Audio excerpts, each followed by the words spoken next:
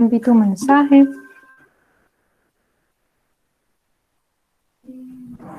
Okay. Bueno, ahora sí, buenas noches para todos. Espero se encuentren muy bien. Vamos ahora sí a iniciar, como les había anticipado, pues las dos partes en las que vamos a desarrollar nuestra clase. Vamos a hablar en un primer momento entonces de las actividades que vamos a desarrollar en este tercer corte para finalizar pues, el semestre y posteriormente pues retomaremos el tema de las pruebas Saber Pro ya finalizando este módulo de preparación para las pruebas Saber Pro. Es posible que la próxima semana tengamos un invitado especial en relación con las pruebas Saber Pro, pero estamos pendientes de confirmación. Yo les estaré comentando si es posible que nos visite la próxima semana a través de la clase virtual, por supuesto. Y nos estará dando un par de recomendaciones en un tema de las pruebas que suele ser complejo para nosotros como abogados, que es el módulo de razonamiento cuantitativo. Entonces, pues dará un par de recomendaciones y tips para que puedan enfrentar con mayor facilidad este módulo. Bueno, empezando por la primera parte de nuestra clase, pues pueden ver en estos momentos las diapositivas. Sí, profe. La verdad no, doctora. Yo las veo, no sé. Sí, profe. Ok, Sí, ok, listo, bueno, no me asusten. Entonces, bueno, ¿qué vamos a hacer en este tercer corte para desarrollar la nota del tercer corte? Vamos a dividir en dos la nota de manera similar a lo que hicimos en el segundo corte. Vamos a estar desarrollando una actividad de plan lector y una actividad pues ya relacionada con el proyecto de investigación que ustedes han venido ejecutando. Entonces, Pero ya no lo terminamos. No eran dos, el plan lector ya no lo terminamos. No, son 3 capítulos. Son 3 capítulos del libro y en el segundo corte se hizo el ensayo con base en el segundo capítulo.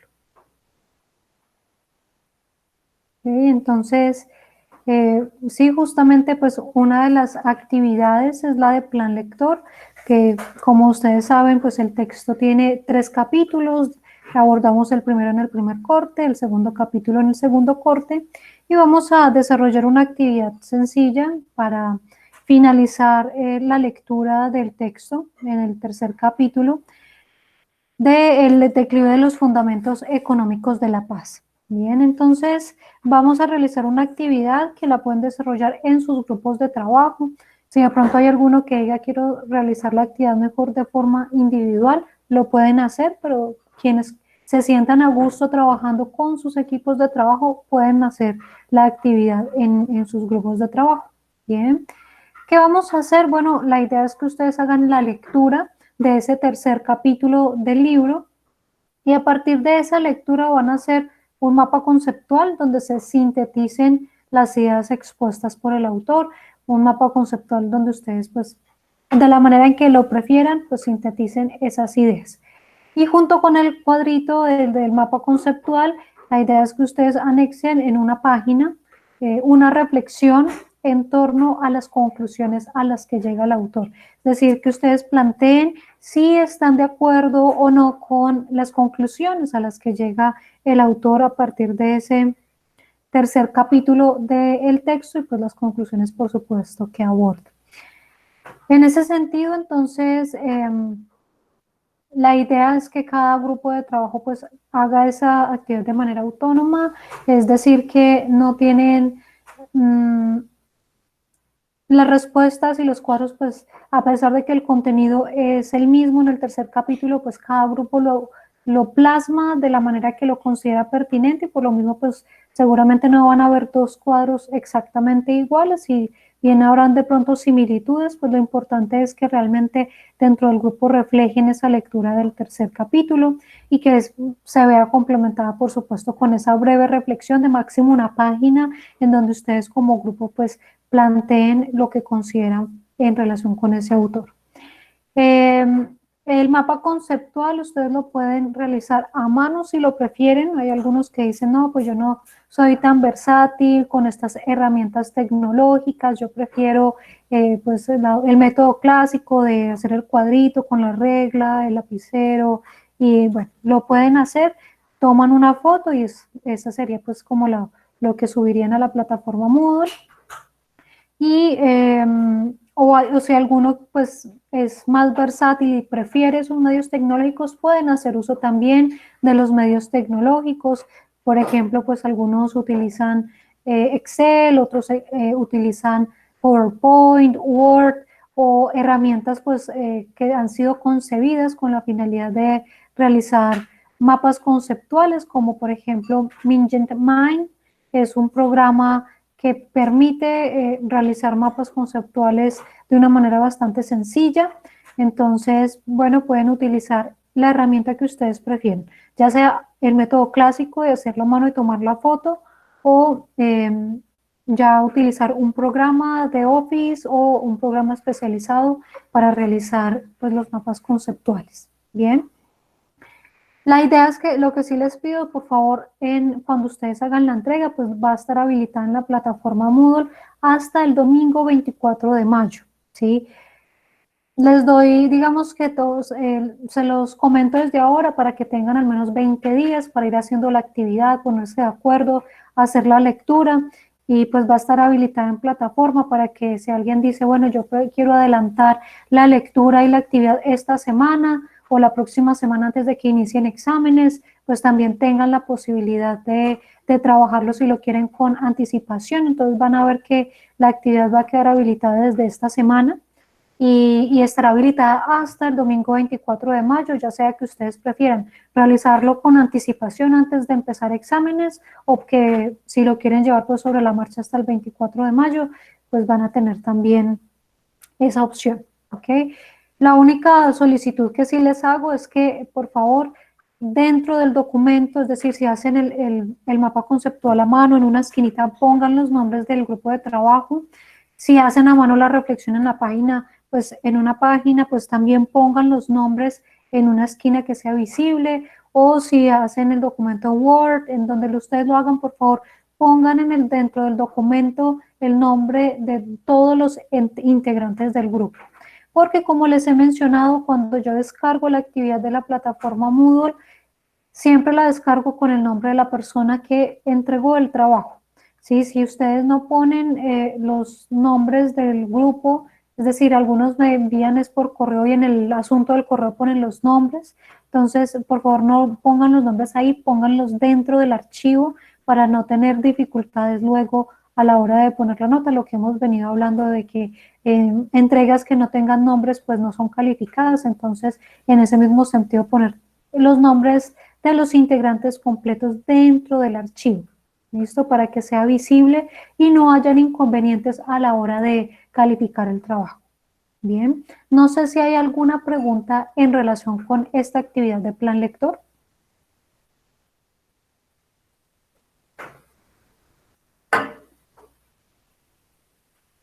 Bueno, entonces reitero, pues la actividad queda abierta hasta el 24 de mayo. Bien, esa actividad de plan lector pues correspondería, igual que en el segundo corte, al 30% de la nota final. Y el restante 70% pues corresponderá a la entrega final del artículo de investigación, que es el producto que hemos estado trabajando a lo largo de todo este semestre. Ya ustedes tienen un 60% adelantado de ese artículo de investigación con la entrega que han desarrollado hasta el segundo corte. Yo les voy a estar enviando, igual que en el primer corte, las observaciones frente al artículo que, bueno, ya la estoy finalizando, se las estaré enviando el fin de semana a sus correos electrónicos institucionales para que lo puedan ir revisando, lo puedan ir trabajando también. Y la próxima semana también les daré un horario de asesoría para quienes quieran que hagamos lo mismo que en el corte anterior, que tengamos una revisión de las observaciones que les realizo para que puedan aclarar dudas, despejar dudas, pues también voy a darles un horario la próxima semana para que los que quieran programen pues la asesoría, ¿no? Dependiendo, por supuesto, también de las observaciones. Si no hay mayores observaciones, si no consideran necesario la asesoría, no hay inconveniente, pero grupos que de pronto sí tengan observaciones importantes y que se vea la necesidad de corregir algún aspecto importante dentro del artículo, pues recomiendo que se tome la respectiva asesoría, o grupos pues que también les gusta estar haciendo la revisión constante del documento, pues también aprovechar ese espacio. En términos generales, pues la entrega, ya ustedes conocen la estructura básica del artículo. Partimos de un título en español y en inglés, que ustedes ya la mayoría lo tienen. Los autores, que ustedes saben, pues son los integrantes del grupo. La introducción, que ya lo hemos hablado, cuáles son las partes de la introducción y hemos hablado de sus correcciones. Entonces, pues ya la introducción completa hasta lo que hablamos del segundo corte. No hay que incluir nada adicional en la introducción en este tercer corte, tal como queda en el segundo corte, la introducción está ya completa. Lo mismo que el primer capítulo, pues ya también ha sido corregido 2 veces, ya en teoría no habría que hacer ningún cambio adicional, a menos pues que se indique de esa manera en las observaciones que yo les envíe. En ese capítulo 1, pues ya ustedes saben, son los marcos referenciales que están divididos en 4 partes: marco legal, marco jurisprudencial, estado del arte y el marco teórico conceptual. Bien, que ya en general todos los grupos tienen el capítulo 1 finalizado. Luego, pues lo que entregaron nuevo era el capítulo 2. Ese capítulo 2, pues allí seguramente habrán algunas observaciones en los diferentes grupos. Entonces, pues respecto de este capítulo 2, pues con las correcciones, a que haya lugar de acuerdo con estas calificaciones que se entregan del segundo corte. Y a partir de allí, pues ya lo que corresponde es desarrollar lo que resta de los objetivos. La mayoría de los grupos tenían 3 objetivos específicos. Si hay alguno que tenía, porque sé que de pronto había 1 o 2 proyectos que tenían 4 y hasta 5 objetivos, entonces yo les doy la posibilidad de que desarrollen el proyecto hasta el tercer objetivo específico, porque por cuestiones de tiempo y que algunos pues tenían el cuarto y quinto objetivo muy sociojurídico, entonces les doy la posibilidad de que hagan la entrega hasta el tercer objetivo específico.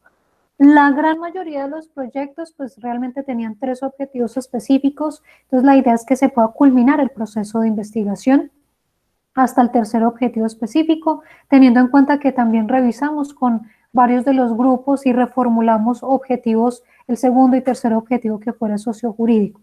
Hasta donde yo recuerdo, todos los proyectos los revisamos en el segundo corte y les modificamos sus objetivos, principalmente el primero, pero en la mayoría también modificamos el segundo y tercero que necesitara trabajo de campo. Si alguno de pronto nota que la información que requiere para desarrollar el segundo y tercer objetivo, de pronto dicen, no, este objetivo yo necesito trabajo de campo, que me resuelvan un derecho de petición. Bueno, la idea sería que entonces la próxima semana en la asesoría miremos cómo podemos darle alguna orientación, otra perspectiva al objetivo para que ustedes tengan la facilidad de desarrollar su proyecto desde sus casas sin necesidad de salir y que puedan, por supuesto, guardar la cuarentena. En general, sí. Qué pena. Esta última entrega ya solamente será entregarla, ya no será ni exposición ni nada como se había planteado desde el inicio. Ok, bien, gracias por la pregunta. En estos momentos, pues estamos a la expectativa de si ha habido algún cambio. En estos momentos, pues no está confirmado que se vaya a hacer el evento final de proyecto integrador por todas las contingencias que han habido, ¿sí? Por lo mismo y porque sé que también para muchos de ustedes, pues se van acumulando trabajos que ya están un poco encima también los exámenes del tercer corte y que bueno, se van también como acumulando un poco estas diferentes actividades. Entonces Lo que he optado es por dejar la entrega del artículo solamente como entrega, es decir, sin la socialización. Eventualmente, que bueno, estamos a 3 semanas, todavía no nos han confirmado el evento.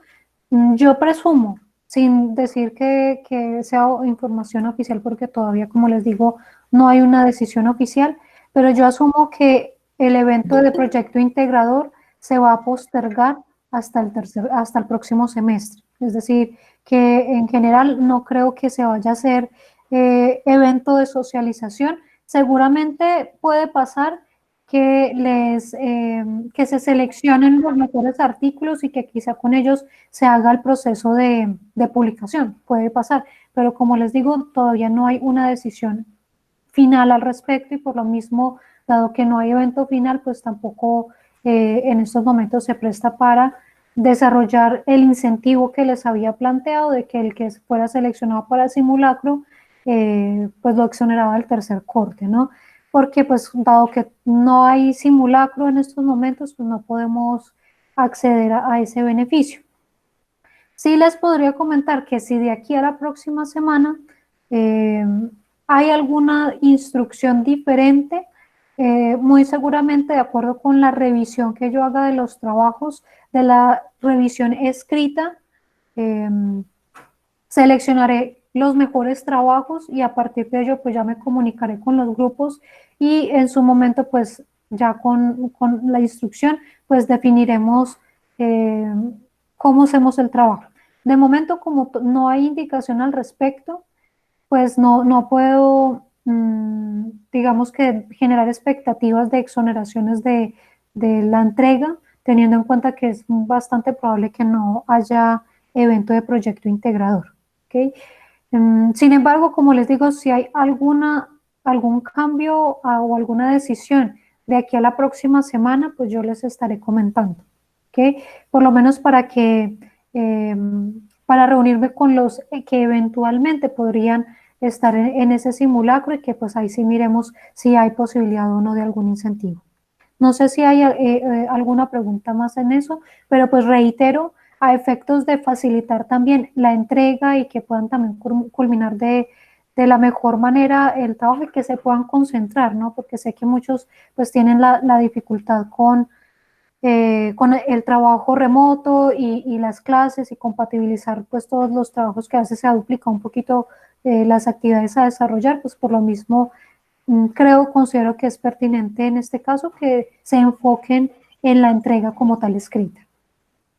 Profe, pero pues es, bueno, pues con todo el respeto, igual, pues es que lo que hemos dicho desde un inicio, pues dejar claro si solo va a ser la entrega, independientemente si van a escoger algunos grupos Sí, o no, Sandra, porque pues es como te que, acabo de mencionar, la entrega para todo el grupo es solo la entrega escrita. Lo que te ok, acabo de mencionar es que si eventualmente nos indicaran eso, ya yo les comunicaría a los grupos si quieren participar en el evento. Sí, pero eso ya sería solamente para los grupos que eventualmente clasificaran. Para todo el grupo, como les mencionaba hace un momento, la entrega va a ser únicamente la entrega escrita. ¿Sí?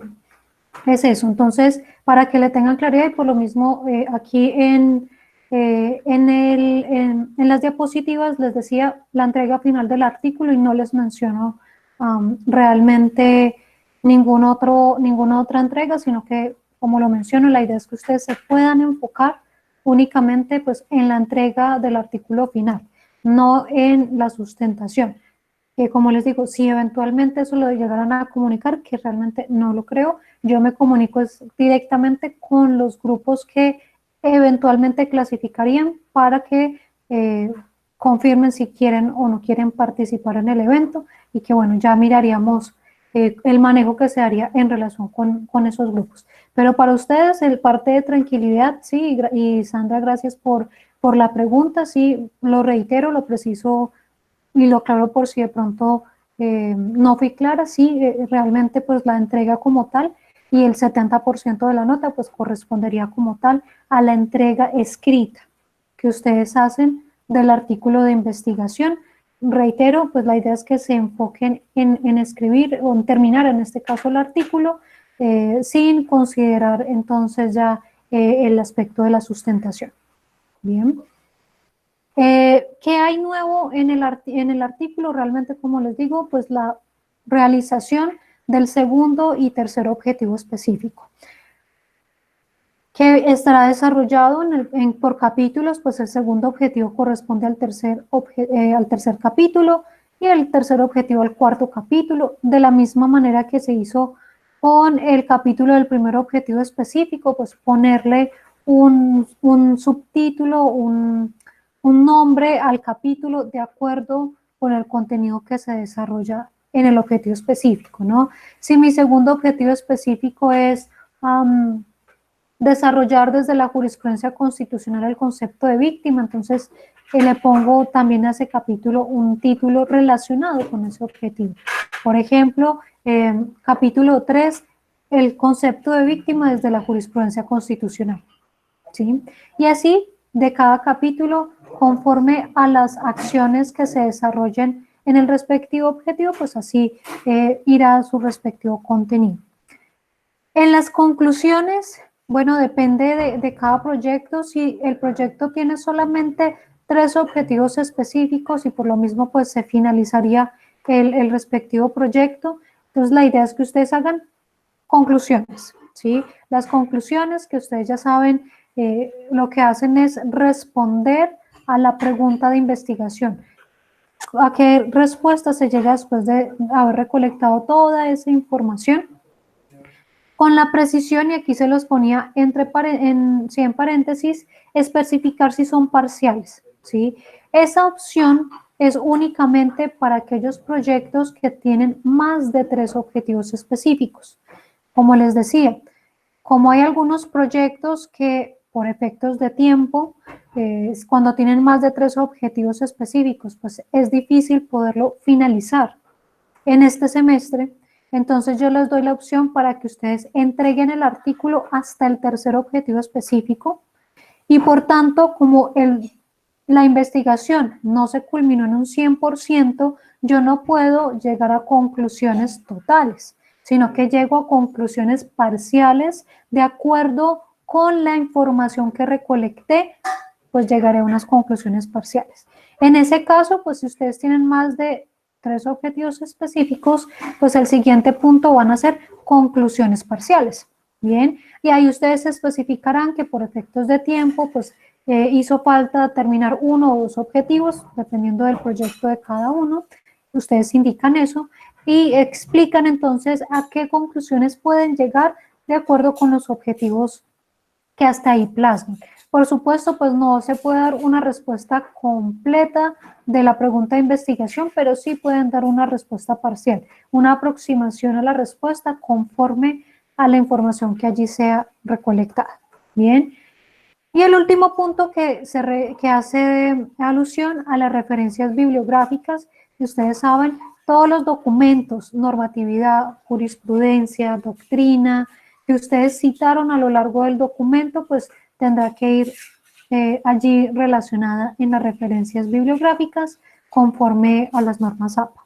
Bien, bueno, y en ese aspecto pues les hago también una cuña publicitaria no pagada para quienes de pronto tengan interés. Yo les envié, creo que el grupo WhatsApp se los envié hace un tiempo, una convocatoria de la Escuela de Pedagogía, Educación Continua de la Universidad, que el día de mañana va a iniciar un curso sobre normas APA, séptima edición, es decir, la edición que salió este año. Para quienes de pronto tengan interés, quieran realizar el curso, es de hecho bastante económico, vale 50.000 pesos todo el curso, es una estructura bastante interesante. Quienes quieran hacer parte pues del proceso, recuerden que en el grupo de WhatsApp les envié la información o se pueden comunicar conmigo y preguntarme, yo les reenvío la información de la persona que tiene toda esa información. ¿Listo? Pero les dejo pues como la información para quienes quieran posteriormente como mirar esa parte. Y también hacerles otra invitación ahora que estamos en este espacio, a quienes quieran, no sé si habrán visto también al grupo de WhatsApp hace unas horas, yo les envié una invitación a los que quisieran tener información sobre semilleros de investigación. La reunión pues ya se realizó, pero yo les extiendo una invitación a una charla que vamos a estar dando en el marco del Semillero de Democracia y Derechos Humanos. Vamos a tener una reunión, un invitado especial este viernes a las 4:30 de la tarde, donde se va a estar realizando una charla sobre democracia. ¿Qué es democracia y cómo se ha entendido la democracia a lo largo de la historia? Es una charla gratuita, no tienen que pertenecer al semillero para participar.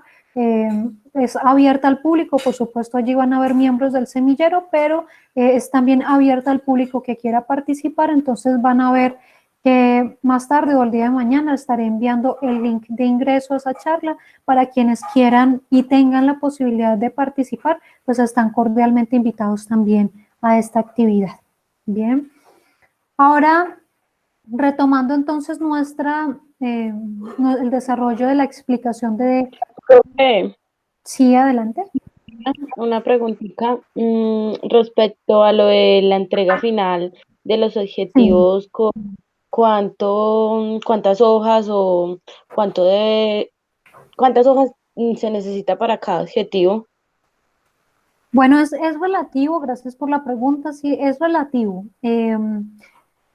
Hay personas, digamos que más que hablar de un máximo, porque algunos muchas veces se entregan un poco más, hablemos de unos mínimos, ¿no? Y diríamos que para que mínimamente se denote un desarrollo de un objetivo dentro de un artículo, diríamos que el promedio son 3 páginas. Diríamos mínimamente debería estar desarrollado en 2 páginas, mínimamente, pero en general un buen desarrollo de un objetivo específico en un artículo se ve reflejado al menos en 3 páginas, ¿sí? Esto hablando de mínimos, ¿no? Mínimo de 2 a 3 páginas. Máximos, pues no le establezco, pues no espero un tratado realmente, o que escriban un libro, ¿no? Pero algunos a veces hacen unas 5 páginas, no está mal, digamos que no les estoy estableciendo un máximo, sino un mínimo, ¿no? Mínimamente 2 páginas a 3 páginas en esos capítulos, de manera similar a lo que hicieron en el primer objetivo específico, que en promedio también entregaron de 2 a 3 páginas, bueno, algunos pasaron un poquito más, pero en términos de mínimos, al menos 2 páginas por objetivo. Bien. Ok, entonces ya hablamos de ese componente del artículo final. Igual en la próxima clase les estaré mostrando un modelo de entrega de artículo final para que miremos parte a parte y despejemos dudas que de pronto les surjan en estos 8 días. Ya en relación con la parte formal de la entrega, ustedes saben que es un trabajo grupal, bueno, algunos tienen equipos unipersonales, pero cada uno en sus respectivos grupos de trabajo hace la entrega, va a estar habilitada en la plataforma Moodle y se deberá hacer entonces la entrega para el día que ustedes programen el parcial de investigación, hasta ese día a las 23:59. Por lo mismo, pues yo les recomiendo que pues lo pongan para la segunda semana de exámenes, para que ustedes también pues tengan más tiempo, ¿no?, para realizar la entrega. Pero bueno, ya es decisión del grupo, entonces la entrega estará habilitada en plataforma Moodle hasta el día del examen a las 23:59. De la misma manera, entonces, pues en términos de requisitos formales, el documento pues deberá ser entregado en Word, en tipo de letra Arial 12, con interlineado sencillo. Recuerden, interlineado sencillo es 1, ¿no? Es decir, ustedes resaltan el párrafo y hay una opción de interlineado, acá está interlineado, y le dan 1, ¿ok? Para que quede espaciado en 1. Los párrafos deberán estar justificados, no alineados a la izquierda. Cuando hablo de que estén justificados, no hago referencia a que tengan que hacer una justificación en el documento, no.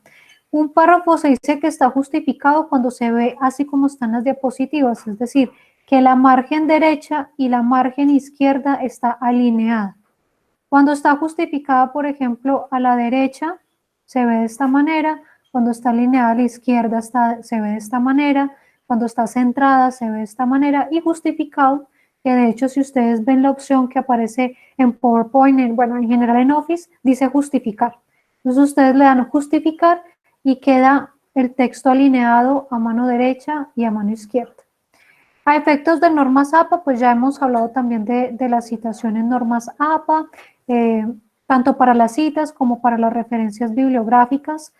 Ya tuvimos pues también en su momento una clase sobre normas APA. De todas formas, en Moodle y al grupo de WhatsApp les voy a enviar un manual de normas APA en donde está ejemplificado cada cita, cada referencia bibliográfica, por si tienen alguna duda sobre ello, pues también pueden mirar el manual, que es muy sencillo, está con ejemplos prácticos y allí pues podrán despejar dudas que ustedes puedan tener. Bien, el documento pues no tienen que entregarlo todas las personas del grupo, ustedes se ponen de acuerdo para que una persona por grupo lo suba a la plataforma Moodle. Lo importante, como les digo, es que dentro del documento pues esté las personas que hacen parte del trabajo. Bien. ¿Alguna pregunta, muchachos, hasta aquí?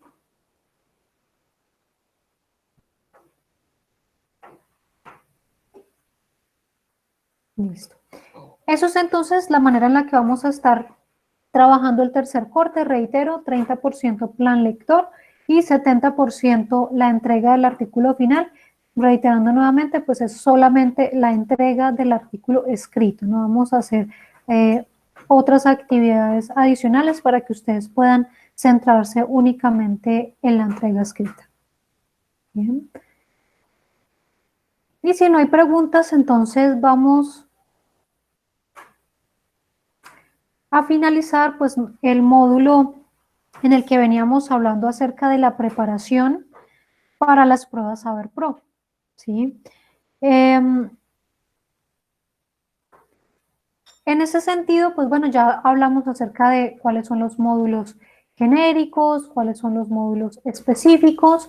Nos hemos centrado en el módulo de investigación jurídica, abordamos cómo analizar las preguntas relacionadas con metodología de la investigación y habíamos empezado a hablar acerca de la ética en la investigación, que normalmente las preguntas dentro del módulo de investigación jurídica están muy equitativas, ¿no? Más o menos tienden a ser un 50-60% preguntas de metodología de la investigación y un 40% preguntas de ética en la investigación. Por lo mismo es que era tan importante que ustedes tuvieran claro a qué se hacía referencia cuando se habla de la ética en la investigación, porque claramente pues sí es cierto que tenemos muchas veces un mito, ¿no?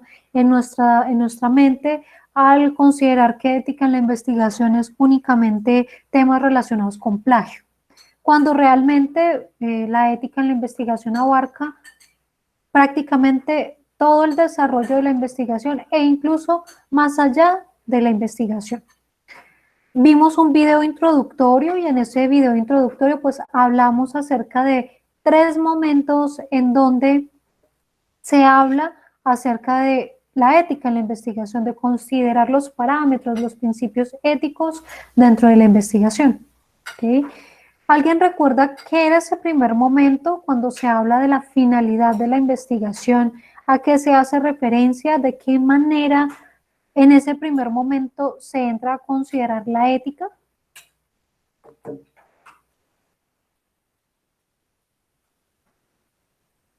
¿Quién recuerda?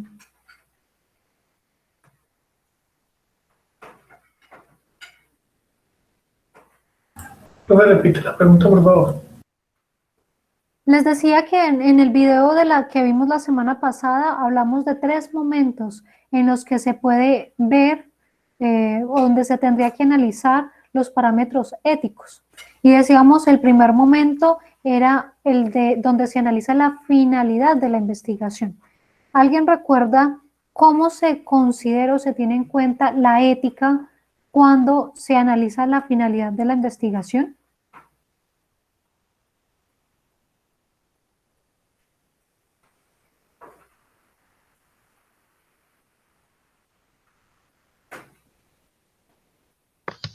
Profe, no es como, bueno, enfoque que tiene la misma investigación misma, pero pues lo que dice ahí José Javier Galeano en el chat. No.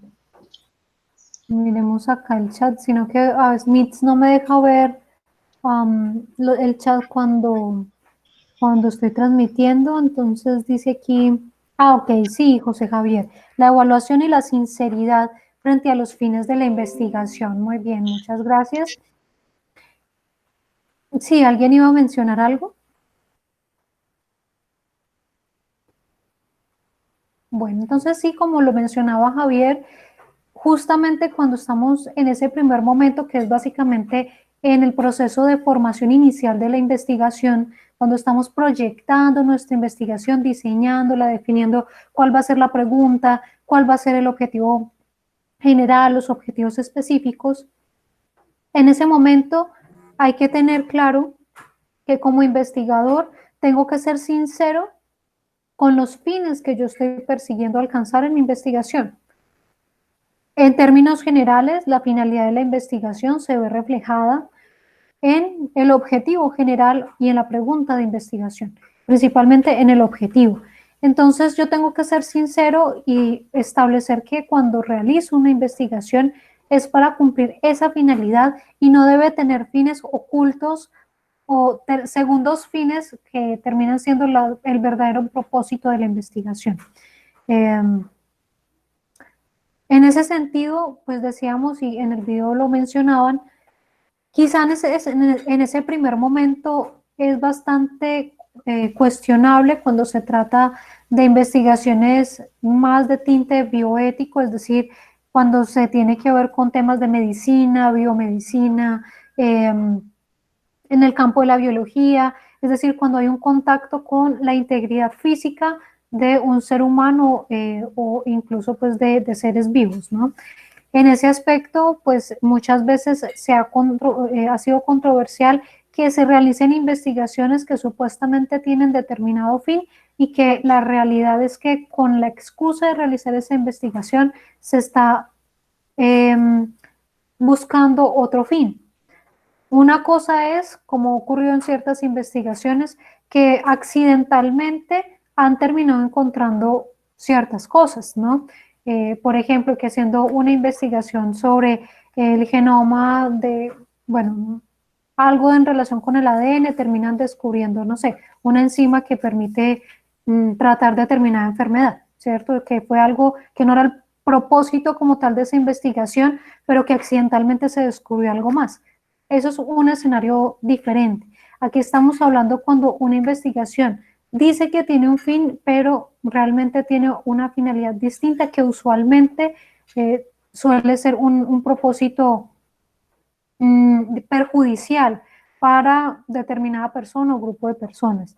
Por ejemplo, ha ocurrido, se ha comprobado, por ejemplo, investigaciones que querían acceder a información confidencial con la finalidad de utilizar esa información con fines poco nobles, ¿no? Términos de acceder a información confidencial para demandar, para encontrar víctimas o identificar posibles víctimas y luego realizar procesos de litigio ante el Estado o, por ejemplo, investigaciones que tenían cierto fin y recolectaron información y luego realmente lo que buscaban era vender esa información a centrales de riesgo, a aseguradoras o bueno, en fin, a empresas que utilizan esa información con fines comerciales.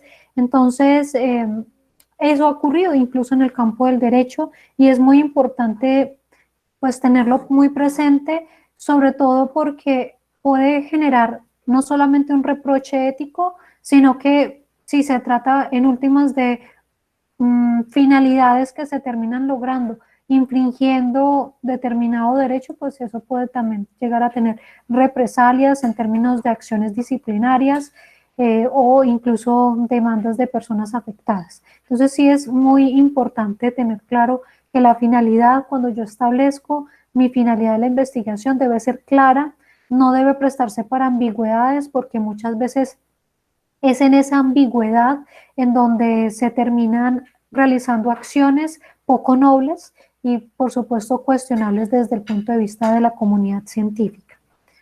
Luego abordábamos un segundo momento que era el aspecto de los medios y los métodos de investigación. ¿Alguien recuerda que hablábamos acerca de los medios y métodos de investigación?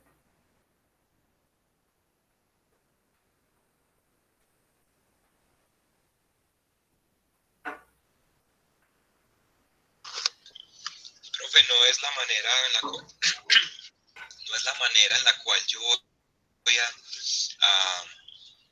recolectar los datos, pero que sean, digamos, ¿cómo es que decía él? Que sean como oportunos, fidedignos, que realmente sí vayan como correlacionados con la misma finalidad de la investigación, que haya coherencia. Ok, la coherencia, muy bien. ¿Alguien recuerda algo más?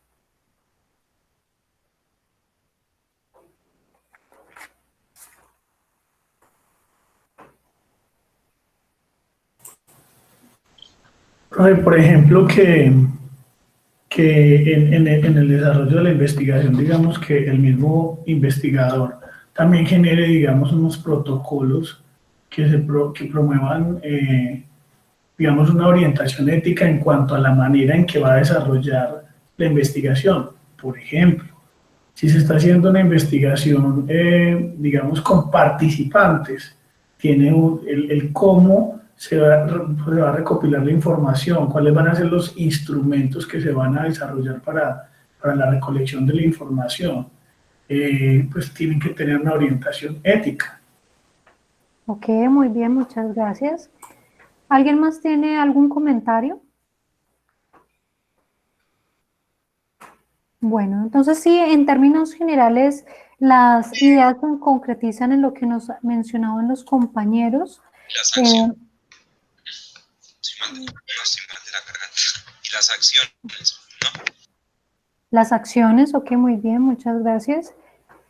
Sí, efectivamente, entonces, cuando hablamos de medios y métodos de investigación, estamos hablando, bueno, el método hace referencia al paso a paso, al proceso que yo sigo, al conjunto de acciones que voy a seguir para desarrollar la investigación. Y cuando hablamos de los medios de investigación, pues hacemos mucha referencia a la forma en la que se recolecta la información. Y desde esa perspectiva, pues retomamos lo que hemos venido hablando de los instrumentos de recolección de información. ¿Qué ocurre? Que pasa también, eso es un punto muy importante también en investigaciones en derecho. Sin embargo, es una discusión que, como habrán visto en el video, es una discusión que empezó en otros contextos, sobre todo en aspectos muy vinculados con la medicina, ¿sí? Por ejemplo, nos mencionaban estas declaraciones sobre bioética se dieron principalmente después de la Segunda Guerra Mundial, porque justamente fue allí donde se dieron un contexto de realización de múltiples vejámenes a nivel de derechos humanos, que de cierta manera también se vinculó con la experimentación, en muchos casos en seres humanos. Y era una experimentación que no cumplía ningún estándar ético. ¿Por qué? Porque muchas personas con las que se hicieron esos experimentos eran forzados a participar en los experimentos, muchas veces ni siquiera sabían qué era lo que les estaban haciendo, ni qué secuelas podía tener el que experimentaran con ellos de esa manera. Por lo mismo, entonces, se trata de una acción bastante controversial, porque se ha hablado en ese punto, se llegó a hablar de la deshumanización de la investigación, ¿no? Es decir, de que se entiende que como seres humanos, pues tendríamos un instinto de conservación que no solamente es hacia nosotros, sino también de profundo respeto con el ser humano, con nuestro prójimo, de no llegarle a causar ningún daño con nuestras acciones, y a partir de esto también se entiende que dentro de las propias investigaciones pues también debemos cumplir con ese propósito.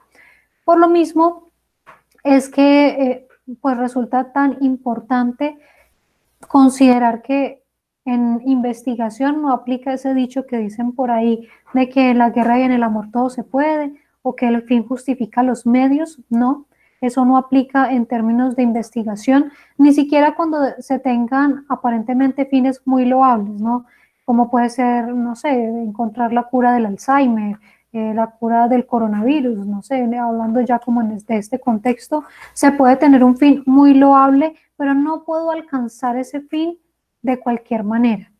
De otra forma, pues eso puede tener consecuencias, como les decía, por ejemplo, el desfinanciamiento de la investigación, que le quiten los recursos, los fondos con los que realizar esa investigación, hasta llevar a procesos de sanciones disciplinarias, procesos disciplinarios, pues dependiendo de la falta y de la gravedad en la que se haya incurrido en ese punto. Pero desde el punto de vista histórico, pues les decía, eh, fue muy controversial después de la Segunda Guerra Mundial. Hay varias declaraciones, la declaración de Nuremberg, la declaración de Helsinki, ambas en relación con principios éticos que se deben cumplir. Sin embargo, si ustedes miran esas declaraciones, las declaraciones son muy tendientes a hablar acerca de procesos en medicina. Por lo que les decía, ¿no? Que surgieron después de ese contexto de la Segunda Guerra Mundial y que, bueno, que se dieron muchos abusos, muchos excesos en la experimentación, sobre todo médica, que además de que no cumplía con la manera en que se captaban a las personas para que participaran en los experimentos, además, pues usualmente estos experimentos no tenían tampoco fines nobles. Usualmente, por ejemplo, se tiene documentado de experimentación en campos nazis, donde se encontraron personas a las que se les dio diferentes tipos de veneno para poder ver cómo reaccionaba el cuerpo a los venenos, cuál mataba de manera más rápida, cuál mataba de manera más dolorosa, cuál no mataba pero generaba secuelas en el cuerpo. Bien, hay incluso documentales que relatan este tipo de aspectos de personas que sobrevivieron a estos experimentos y que, bueno, se cuentan por relatos asombrosos. Hay un documental incluso muy impresionante, interesante, pero impresionante, sobre una sobreviviente de estos experimentos que era junto con su hermana, eran gemelas, habían quedado huérfanas en el contexto de la Segunda Guerra Mundial y este grupo de médicos que estaban experimentando recolectaron una cantidad de niños huérfanos, haciendo principal énfasis en recolectar niños gemelos con, digamos, con rasgos genéticos idénticos, y a unos les daban un tratamiento y a otros les daban otro tratamiento. Ella cuenta, por ejemplo, que su hermana falleció en medio de esa experimentación, que al parecer ella fue la afortunada a la que no le dieron los venenos letales, pero que sí tuvo consecuencias en su vida. Entonces, bueno, todo eso se relaciona con los medios a los que no se puede acudir, ¿sí? Medios excesivos, medios que no son coherentes para lograr la finalidad o que pues se tornan excesivos y vulneradores, por supuesto, de la integridad de la persona. Si alguien iba a comentar algo.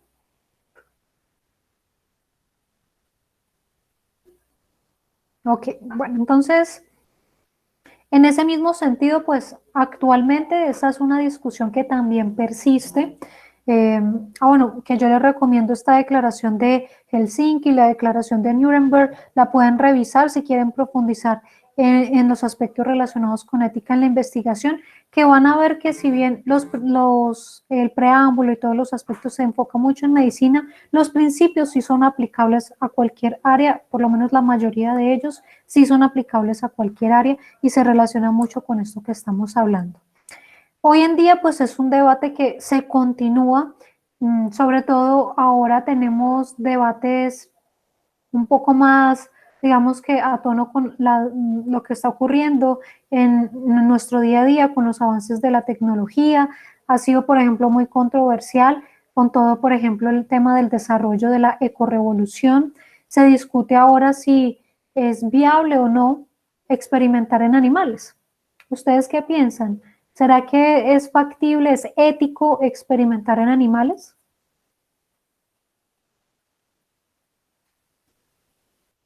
No, profe, yo diría que no.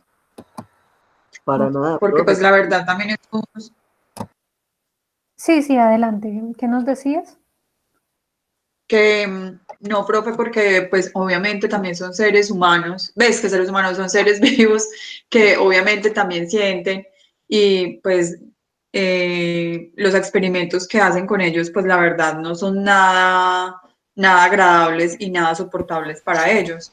Antes al contrario, son cosas que obviamente se vuelven como muy nocivas para ellos. Entonces, la verdad, yo siempre he estado en contra de ese sistema.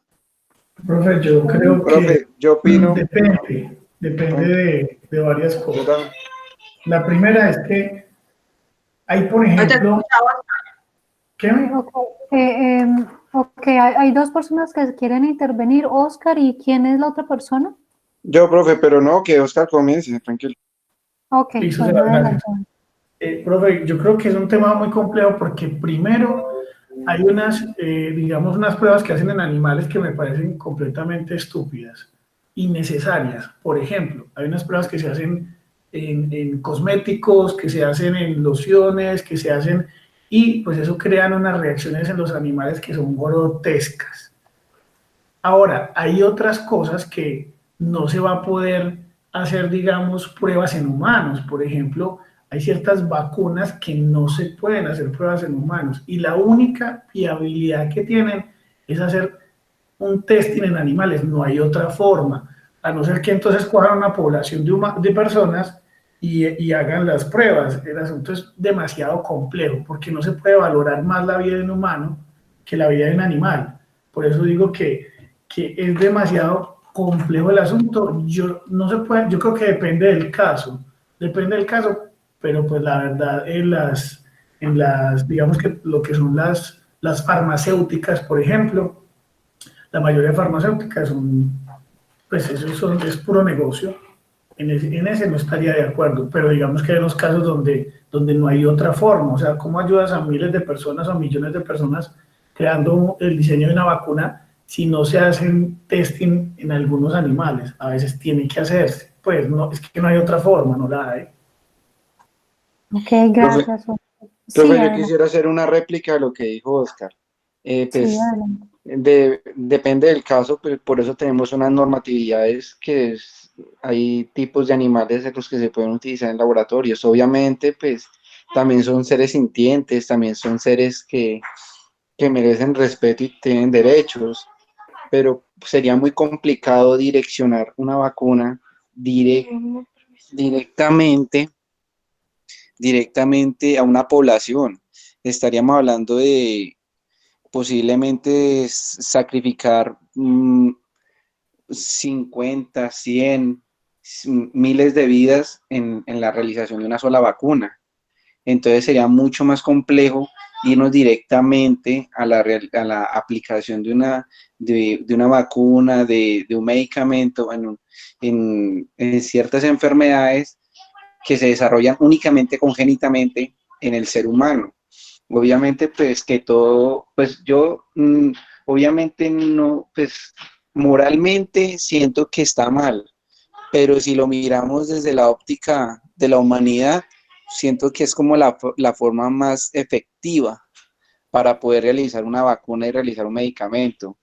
Pues sí, a veces duele lo que le pasa a los animalitos, pero hay que pensarlo de o es un niño o es un ratoncito, entonces es complicado verlo desde el punto de vista moral. Ok, muchas gracias, Sebastián. Y bueno, muchas gracias a todos por las intervenciones. Y sí, en términos generales, también ustedes resumen la discusión que ha habido en gran parte de la comunidad científica y en general el debate mayoritario se centra un poco en las posiciones que ustedes tienen. La parte de la industria farmacéutica, pues muchos han abogado justamente por eso. De hecho, ustedes habrán visto que hay ciertas marcas de cosméticos, perdón, sí, de la industria de los cosméticos que han abogado también por una producción sin testing en animales, que ellos tienen una marca especial, un sello que muestra que ellos no están experimentando con animales para poder, digamos que realizar sus cosméticos. Y bueno, pues han habido avances justamente por todo el tema de la ecorrevolución, pero definitivamente sí hay una zona que la podemos llamar una zona gris, es decir, un punto en donde confluye lo que nos decía ahorita Sebastián, ¿no? Moralmente uno lo siente mal, pero también se ve un beneficio en términos de la humanidad cuando hablamos, por ejemplo, del testing para vacunas, ¿no? O de, en general, medicamentos.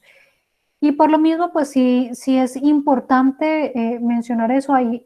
Con lo que tiene que ver con animales, pues más o menos en eso se centra la discusión, en ese término de aspectos que se han querido cambiar al no ser necesarios, como la parte de los productos de cosmética. Y por otro lado, pues aspectos que están en ese punto gris, en donde se ven como un mal necesario, ¿no?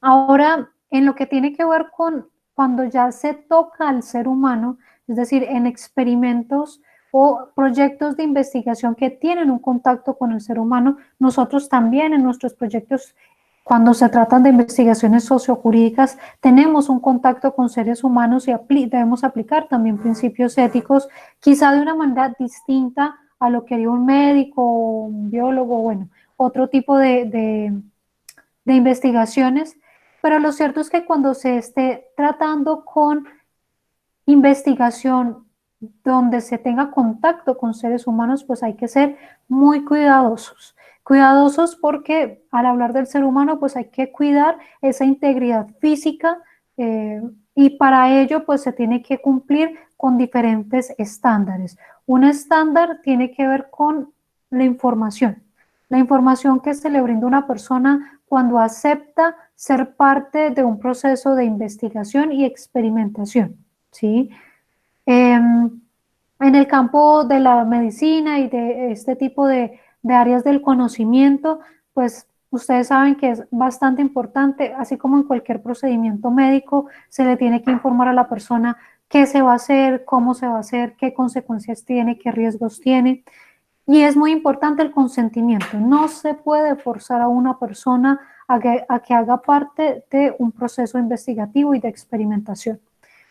Muchas personas aceptan hacer parte de este tipo de investigaciones. Por ejemplo, en Estados Unidos es muy común que abran convocatorias para hacer X proyecto de investigación, donde pues necesitan personas y muchas veces les pagan. Entonces hay personas que están pendientes de esa convocatoria para, por ejemplo, un sustento, una forma de vida. Test en donde tienen que ver, bueno, tomar muestras de sangre, ver cómo duerme, en fin, diferentes tipos de proyectos. Hay otros tipos de áreas, por ejemplo, donde hacen ya tratamientos médicos experimentales, en donde pues las personas se aceptan someterse al tratamiento porque no han encontrado ningún otro medio efectivo para solucionar su problema.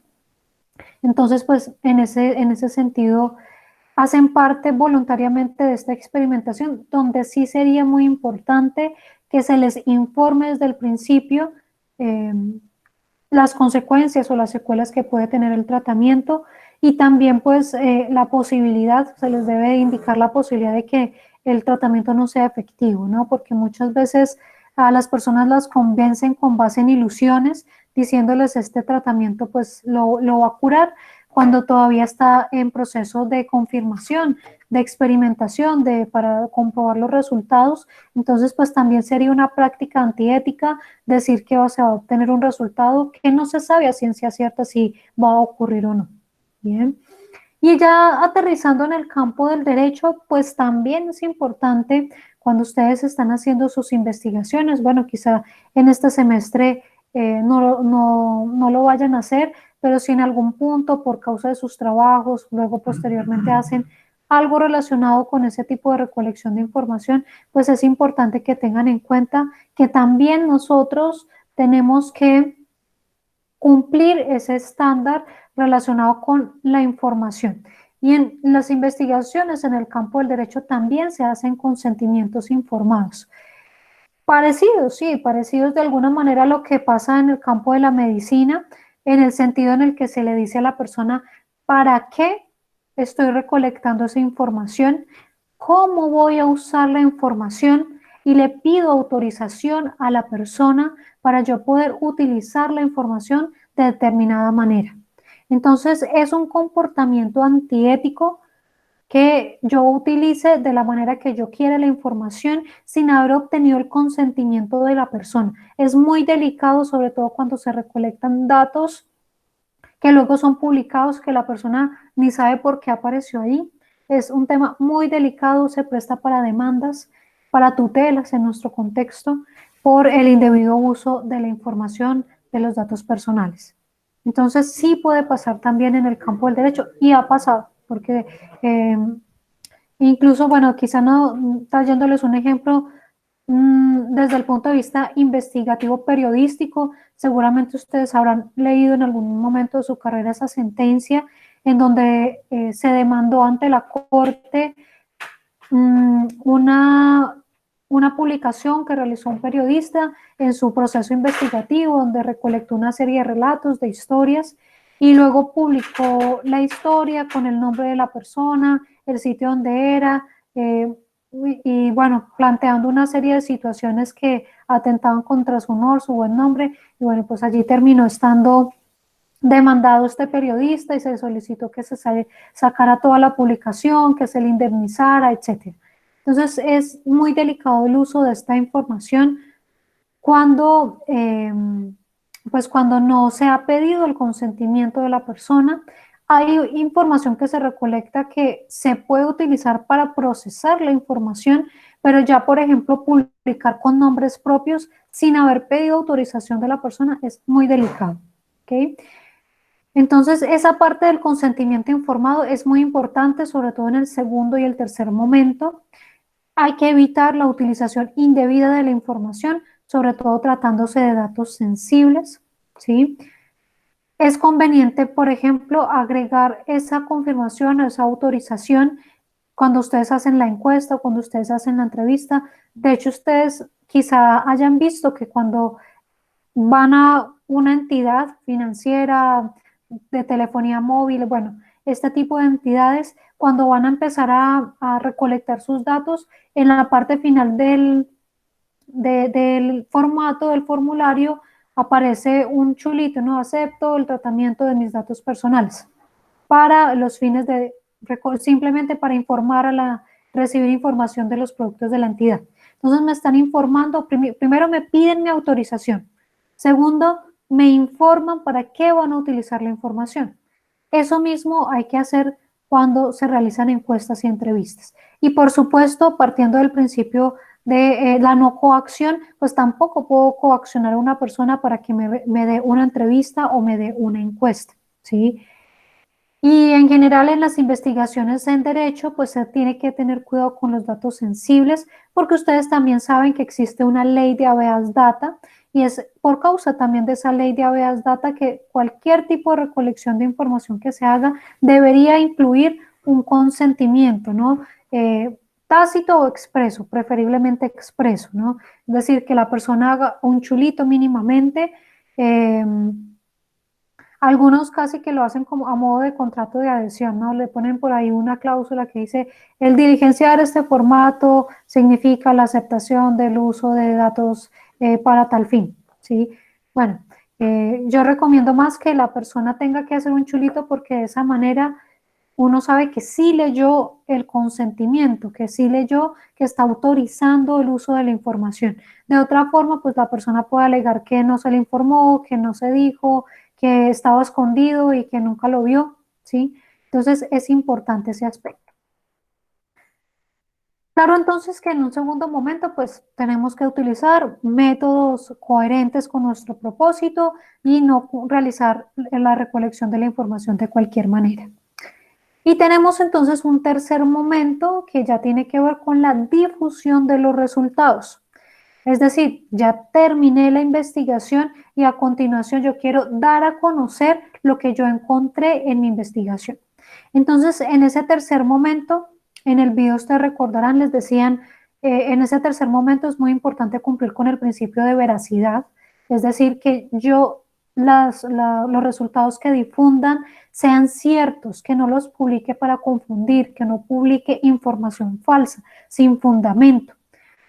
Muchas veces cuando ustedes van a publicar artículos en el proceso editorial les dice, ok, usted hace aquí una apreciación muy interesante, pero ¿cuál es su fuente? ¿Por qué usted está afirmando esto? Es decir, siempre es objeto de controversia cuál es la base en la que yo estoy partiendo para poder realizar la investigación. Bien, en la difusión de los resultados, como les decía en la parte del consentimiento informado, también es importante cumplir con el consentimiento de la persona. Si una persona no me autorizó a dar a conocer su nombre, yo no puedo decir su nombre. Usualmente no se necesita eso, ¿sí? Pero cuando yo hago la encuesta, la entrevista, pues yo le indico que esa información pues va a ser utilizada solamente para ser procesada en términos cualitativos y numéricos sin difundir sus datos personales. ¿Ok? Entonces eso es importante para que la persona sepa de antemano que yo le estoy diciendo, yo no voy a utilizar sus datos personales. Si yo informé eso en esos términos, significa que yo no puedo utilizar la información personal. Que si yo quiero utilizar los términos, entonces en ese consentimiento informado debería pedirle a la persona que me indique si está bien que utilice esos datos personales. Si me dice que no, pues no los puedo utilizar. Si me dice que sí, pues bueno, podré hacer uso de ellos, pero en todo caso, pues hay que ser muy cuidadosos con ese uso de la información. Y por supuesto, en ese tercer momento de la difusión, aplica lo que ustedes ya saben de plagio. No puedo tomar ideas de otra persona como si fueran mis propias ideas. Yo tengo que reconocer los derechos de autor. De otra forma, por supuesto, estaré incurriendo en un comportamiento antiético. ¿Hay alguna pregunta hasta aquí?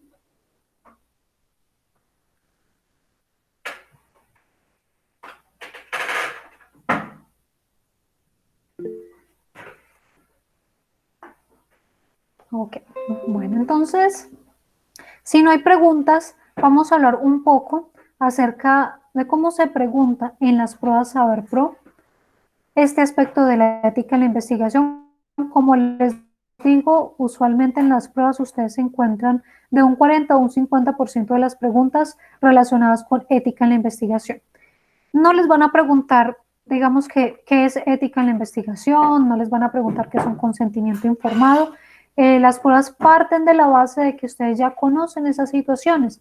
Entonces, lo que ustedes se van a encontrar son casos prácticos. Les dan un supuesto de hecho, Pepito Pérez está haciendo una investigación en tal cosa, y bueno, les dicen qué va a hacer, si va a plantear su objetivo, si va a plantear su título, si va a plantear su pregunta, si va a socializar la información, si está trabajando con comunidad y va a recolectar la información. Entonces les dan un supuesto de hecho donde ustedes pueden encontrar esas diferentes posibilidades y les piden que tomen una decisión con base en principios éticos. ¿Cuál sería el objetivo que cumple con principios éticos? ¿Cuál sería una pregunta de investigación que cumple con principios éticos? ¿Cuál sería el comportamiento más adecuado de ese investigador conforme a los principios éticos o viceversa? De acuerdo con las opciones, ¿cuál es un comportamiento antiético? ¿Sí? Vamos a ver entonces una pregunta modelo. Para realizar esa actividad inicial, vamos a hacer una actividad parecida a la que hicimos en la sesión anterior. Les estoy mandando por el chat de Meet un enlace que los redirige a un formulario en Google, ¿sí? Les pido que lo vayan abriendo. Yo les voy a proyectar la pregunta en las diapositivas, es decir, la van a ver en sus pantallas, no la busquen en sus correos electrónicos ni en el WhatsApp, no, yo se las voy a proyectar en las diapositivas. Lo que les pido es que por el chat de Meet abran ese enlace, ponen su nombre y vamos a revisar qué piensan ustedes, cuál es la posición general de la respuesta correcta de esta pregunta que les voy a leer y luego pues haremos el análisis de la pregunta. Quienes de pronto hayan ingresado con la cuenta la cuenta personal y no la institucional, seguramente el link les pide un permiso y pues de pronto no pueden ingresar. Entonces las personas que no puedan ingresar al link, entonces mandan su respuesta por el chat de WhatsApp. ¿Listo? ¿Es clara la actividad hasta ahí, muchachos? ¿Alguna pregunta? Bien, entonces reitero, por favor, abran el link que les envié por el chat de Meet y ya les voy a proyectar la pregunta. ¿Qué vamos a hacer? Pues voy a leerles la pregunta y después de leerles la pregunta les voy a dar un minuto para que ustedes la relean, la analicen y a través del formulario que les envié o a través del chat de WhatsApp, ustedes envíen la respuesta que consideren pertinente. Bien, entonces les voy a leer la pregunta.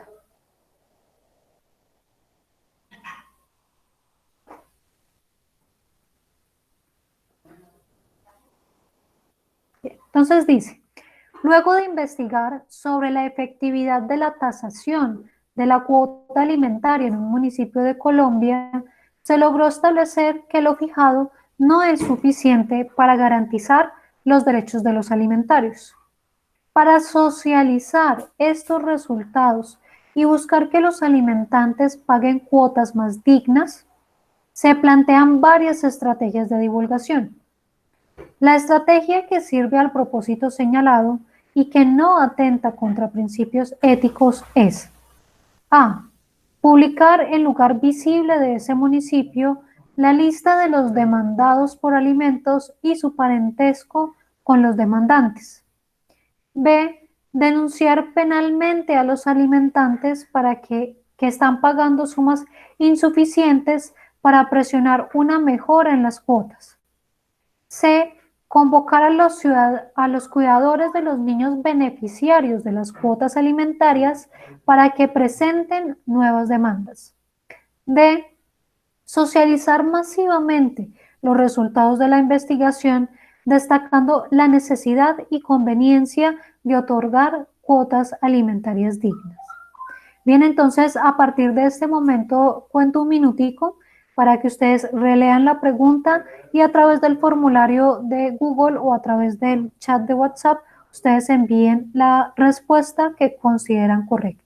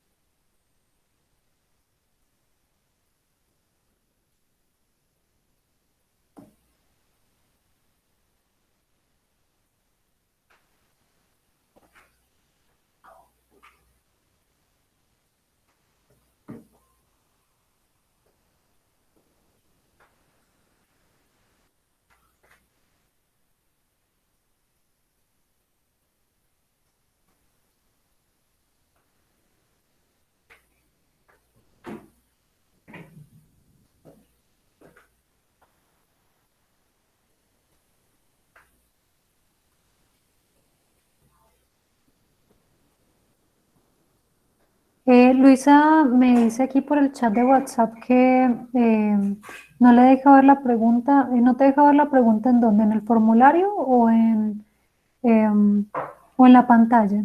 Pero recuerda que la pregunta está proyectada en las diapositivas que les estoy enviando.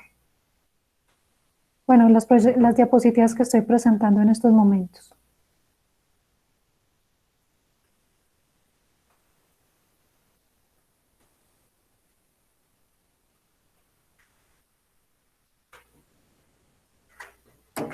Bueno, ¿falta alguien por responder a la pregunta?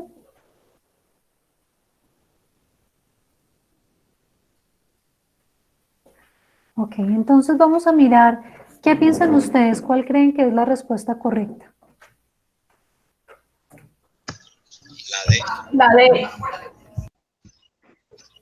Para mí la C, profe.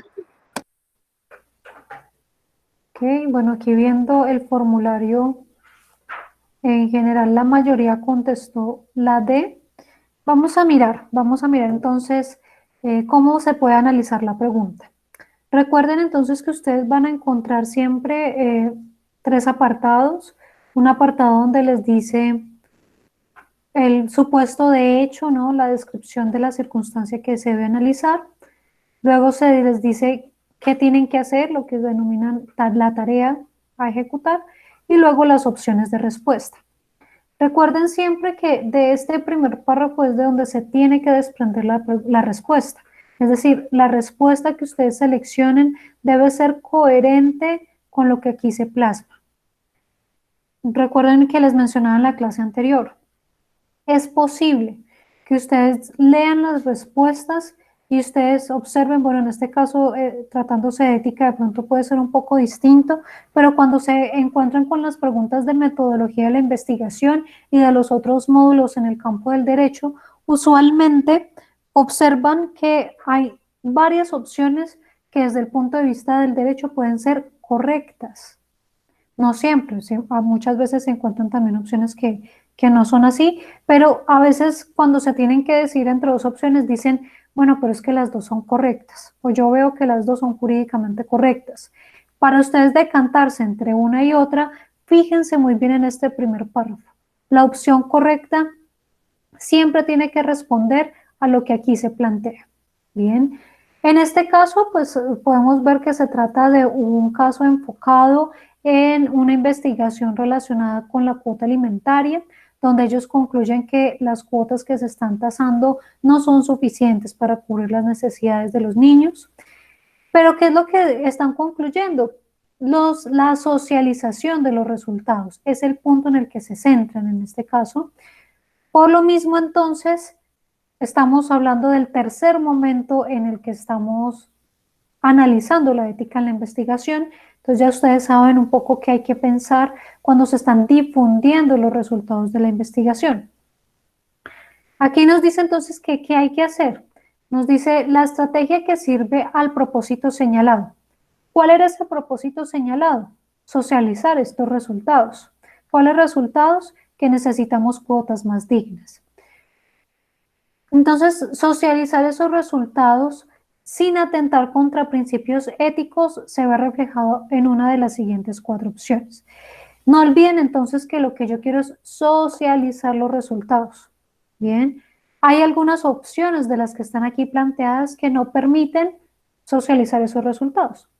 Miremos, por ejemplo, la opción A. La opción A me dice, publicar en un lugar visible de ese municipio la lista de los demandados por alimentos y su parentesco con los demandantes. Entonces alguien dirá, sí, a mí no me parece justo que esas personas que están pagando cuotas insuficientes, es decir, las están pagando pero son insuficientes, fue la cuota que se tasó. Entonces sí, publiquemos las personas que están pagando cuotas insuficientes. ¿Será que eso me permite socializar mis resultados de investigación?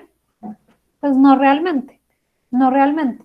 E incluso si vamos más allá, no solamente no se cumple esa estrategia, sino que termina siendo un comportamiento antiético porque no estoy respetando el derecho a la privacidad de la persona.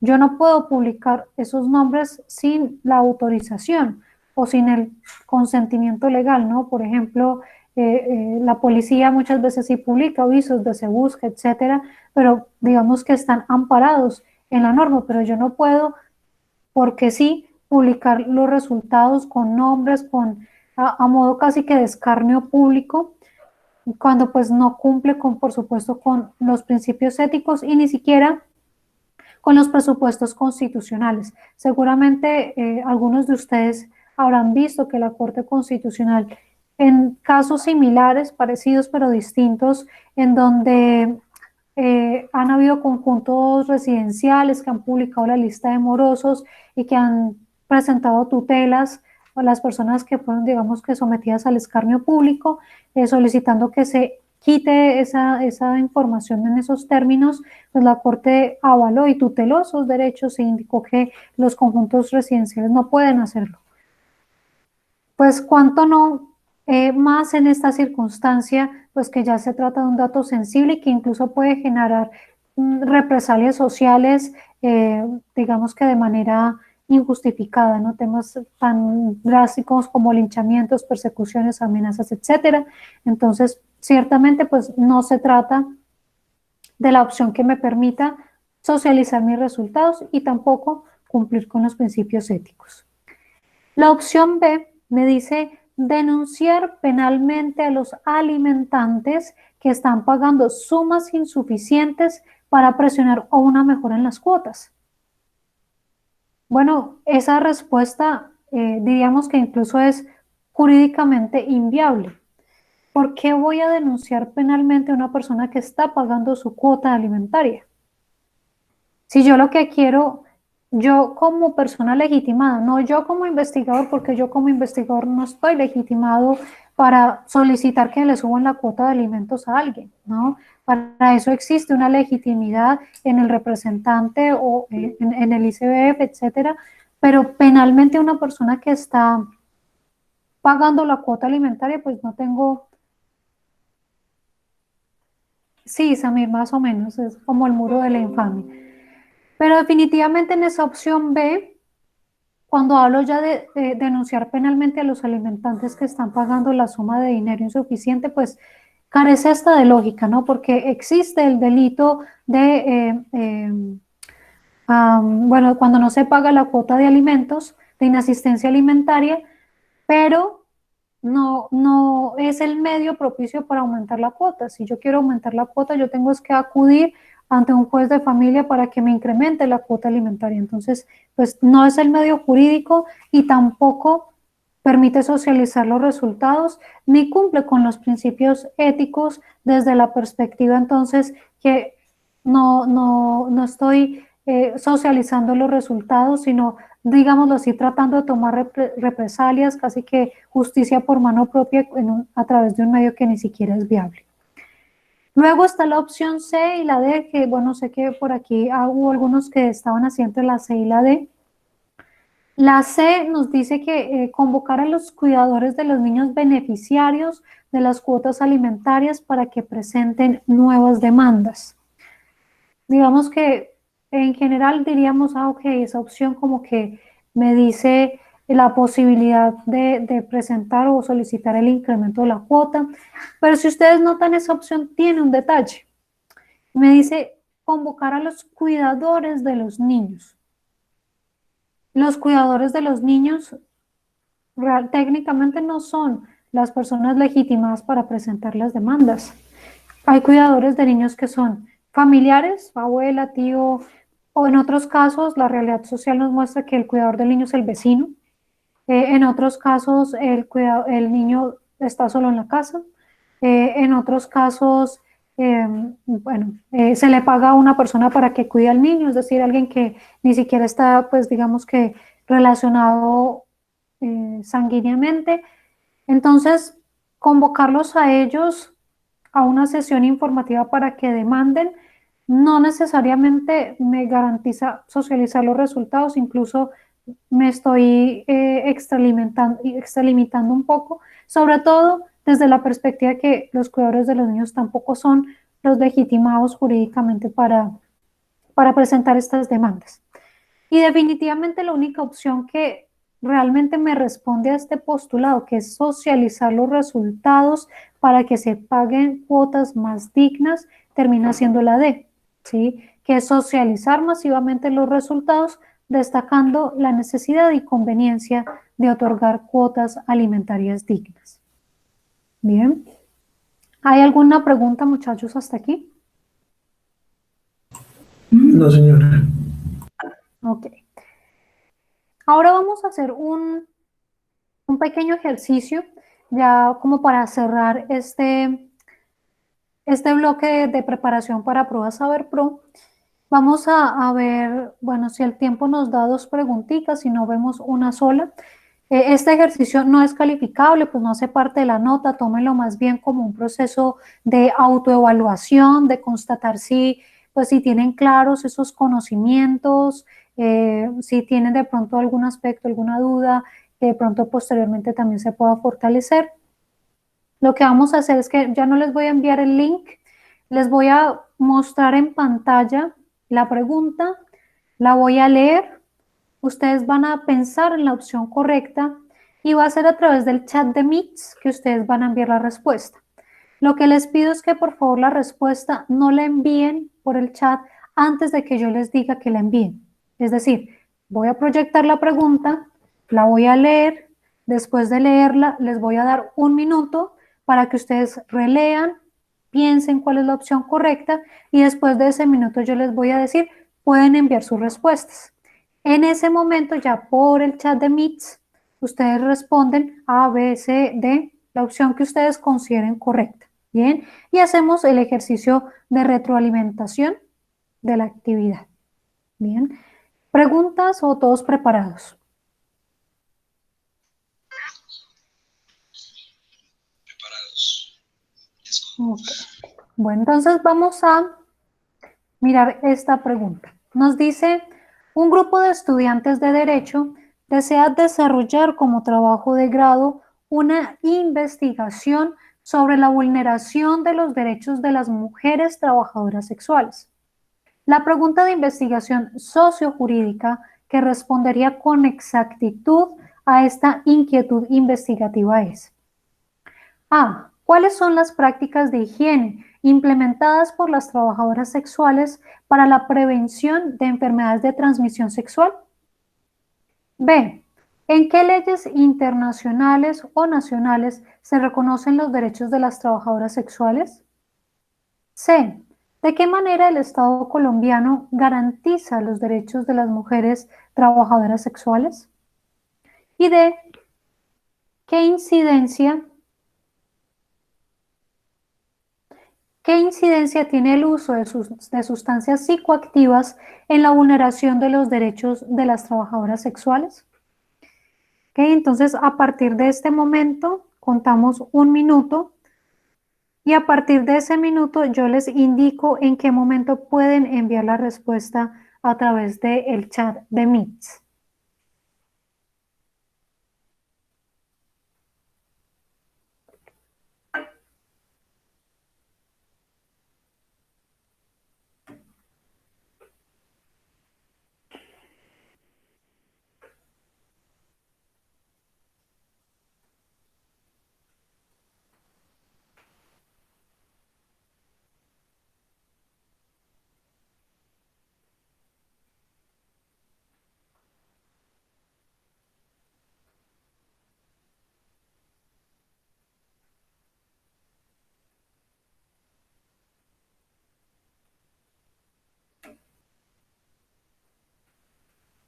¿30 segunditos más?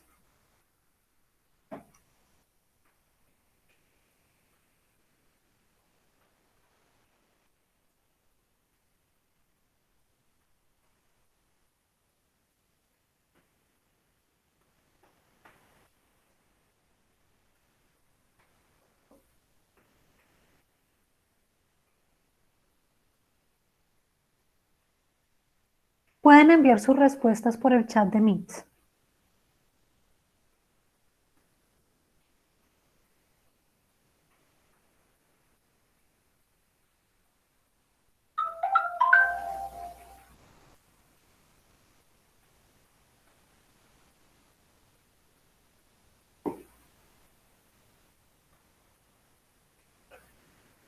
Ok, bien, entonces, en general, la respuesta que varios de ustedes han mencionado es la respuesta C. ¿Qué los llevó a seleccionar la respuesta C? Uno o dos que nos quieran mencionar por qué seleccionaron la C. Profe, pues a mí me gustaría comentar por qué escogí la pregunta número C. Sí, La adelante. respuesta número C. Pues porque en la pregunta, en el enunciado dice que los estudiantes están desarrollando un trabajo de grado de investigación sobre la vulneración de los derechos de las mujeres trabajadoras sexuales. Y dice más sociojurídica. Entonces, pues para mí la más acorde es de qué manera el Estado colombiano garantiza los derechos de las mujeres trabajadoras sexuales, ya que ahí me está mostrando la parte social, no solo la parte jurídica, porque si yo pensé en la respuesta número B, pero en la respuesta B habla únicamente de las leyes, habla de la parte jurídica, pero se queda escasa en la parte social. Ok, muchas gracias por el comentario. ¿Alguien quiere complementar algo más? Profe, yo pues primero que todo descarté la A y la D porque pues no tienen como coherencia ante la pregunta. Y como tal la B me habla de en qué leyes nacionales o internacionales se reconocen los derechos de las trabajadoras sexuales. Pues en sí los derechos, como tal se reconocen los derechos humanos en sí en muchos tratados internacionales y como tal en la misma constitución política. Entonces, más bien me inclinaría por la C, que es de qué manera es que el Estado garantiza esos derechos que ya están tipificados en muchas normas nacionales e internacionales. Entonces, por eso me guié por la C. Ok, muchas gracias. Sí, adelante. Pues digamos que la C la escogí como tal, porque pues partiendo también de lo que mencionó ahorita el compañero, también hay que tener en cuenta las unidades que hacen parte de la pregunta como tal. Me explico. Está la unidad interrogativa, pues que es cuando se menciona de que está la unidad, pues ya podríamos hablar que geográfica, sí, el Estado colombiano. Está la unidad categorial, que es pues la garantía de los derechos de estas mujeres, y pues ya sujetual estarían las mujeres trabajadoras sexuales. Igual hay otras unidades también que se tienen en cuenta en toda pregunta, como son unidades actantes, cuando se hablan de leyes que se me pueden convertir en un sujeto, pero ahí como tal estamos hablando de, digamos que contempla o compila los criterios que pueden responder al postulado de arriba. Ok, muchas gracias a todos por los comentarios. Y sí, efectivamente en este caso, pues partimos de los presupuestos que nos menciona la hipótesis inicial, ¿no? Que es un proyecto sobre la vulneración de los derechos de las mujeres trabajadoras sexuales. Y partimos de que se trata de una investigación sociojurídica que en este aspecto, pues, era una pieza clave para poder responder. Como lo mencionaba alguno de los compañeros, creo que Oscar, efectivamente pues la opción A y la opción D eran fácilmente descartables porque pues no responden realmente a este postulado, ¿no? Hablar de las prácticas de higiene para prevenir las enfermedades pues realmente no es lo que tiene que ver con la vulneración de los derechos de las mujeres trabajadoras sexuales. Y en la D, fíjense que aunque termina utilizando prácticamente las palabras vulneración de los derechos de las mujeres trabajadoras sexuales, establecen un apartado inicial que básicamente plantea toda una nueva investigación. ¿Sí? Porque aquí ya no se enfoca en la vulneración de los derechos, sino en la incidencia de las sustancias psicoactivas. Entonces, a pesar de que utilizó casi que palabra por palabra del tema de investigación, pues el sentido de la pregunta cambia completamente el propósito que aquí se había establecido. Por lo mismo, pues es descartable esa opción de respuesta. Ahora, efectivamente, pues quedamos con la opción B y la opción C. Un criterio definitivamente que nos servía para decantarnos entre uno y el otro, pues era que se tratara de una investigación sociojurídica. La opción B reflejaba únicamente una opción jurídica, ¿sí? ¿Por qué? Porque realmente la respuesta a esa investigación pues la voy a encontrar únicamente en una fuente del derecho y aún así pues se queda corta para poder establecer si se vulneran o no los derechos. Me podrá decir esta pregunta, su respuesta, cuáles son los derechos de las mujeres, pero no la vulneración. Entonces no me responde de manera completa al postulado que se estaba desarrollando inicialmente, mientras que la C, por su lado, fíjense que realmente no utiliza un término que alguien dirá, es la palabra clave, que es la vulneración, pero utiliza otra forma de expresarse para evidenciar eso. Cuando yo hablo de qué manera el Estado garantiza los derechos, si yo encuentro como que no está garantizando algo, quiere decir que estoy encontrando la vulneración. Entonces, sí, efectivamente, la redacción no utiliza palabra por palabra de las que están en el enunciado, pero recuerden lo que les decía hace 8 días. Encontrar la respuesta correcta no es encontrar la que diga palabra por palabra lo que está aquí, sino la que sea coherente con este significado, que es justamente la opción C. Bien. Bueno, y para finalizar vamos a hacer el mismo ejercicio muy rápidamente.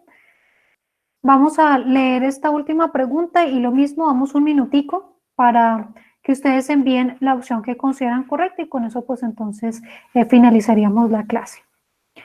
Esta pregunta entonces nos dice, ante el centro de investigaciones en el que trabaja, Lina presentó un proyecto de investigación sociojurídica sobre el delito de acoso sexual.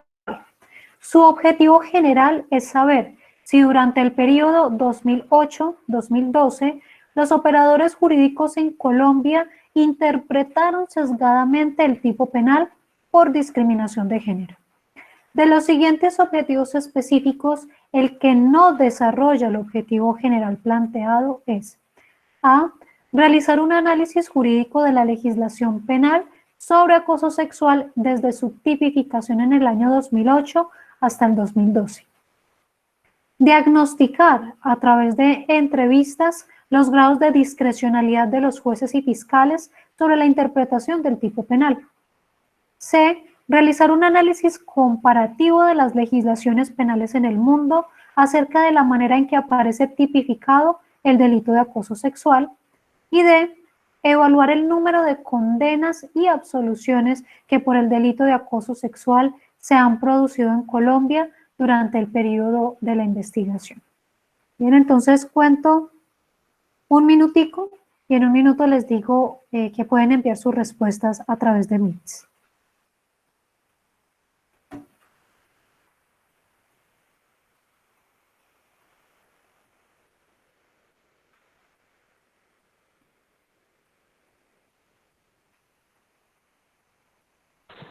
Profe, es que yo ingreso y dice que me sale como si fuera la misma pregunta hoy o no, estoy respondiendo la tercera.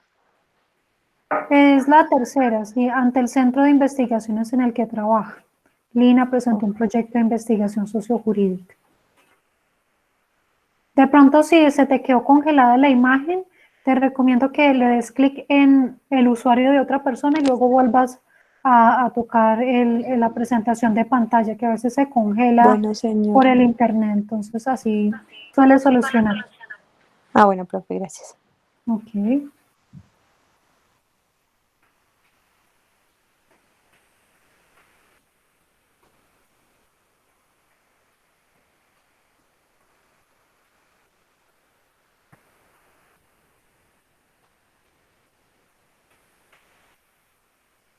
Bueno, pueden enviar sus respuestas a través del chat.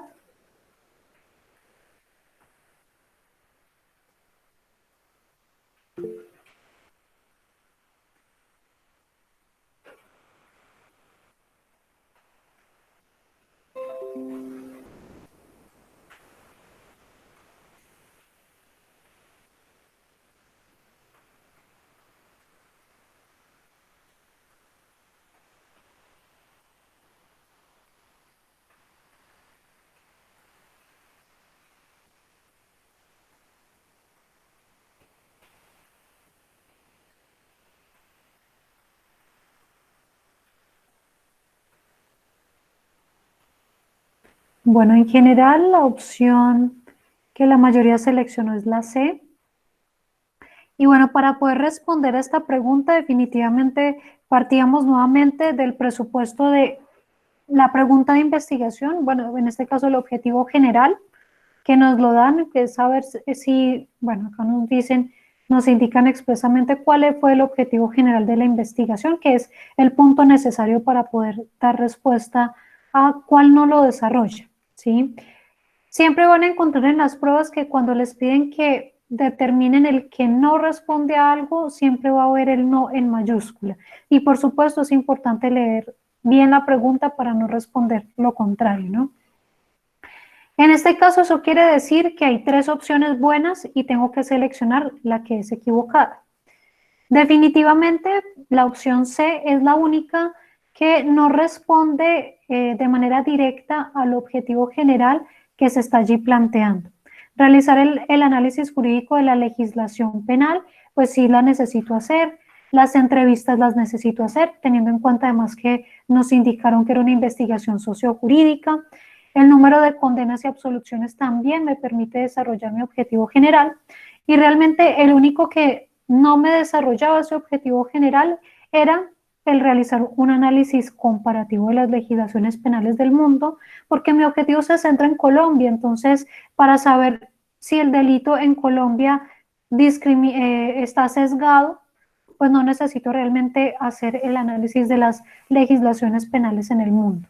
Entonces, pues efectivamente la opción C es la que termina allí constatando la respuesta correcta. Bueno, muy bien a todos, los felicito en general porque también han podido hacer el análisis más acertado. No se inquieten si de pronto en algún punto tuvieron dudas. En general, el modelo de preguntas que les he mostrado es el que ustedes van a encontrar en las pruebas.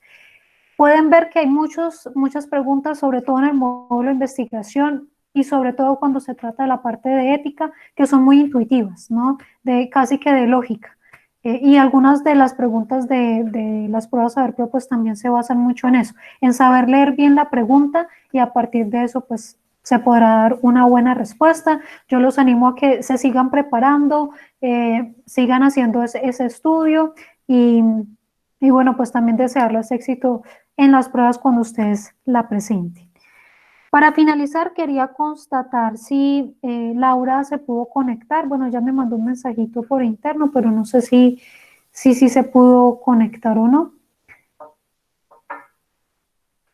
Sí, profe, yo ya pude entrar. Ah, ok, Laura, gracias. Daniela Guzmán.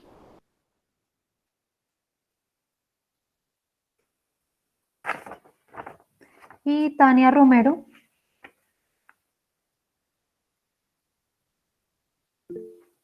Ok, Tania, gracias. Bueno, muchachos, muchas gracias entonces por la atención el día de hoy y nos vemos en la próxima clase. ¿Hay alguna pregunta para finalizar? Hasta luego, profe, que esté muy bien. Ok, bueno, muchachos, feliz noche para todos. Que estén muy bien. Gracias. Profe, gracias. Que tengan una feliz noche. Igual, Profe, gracias. hasta luego. Profe.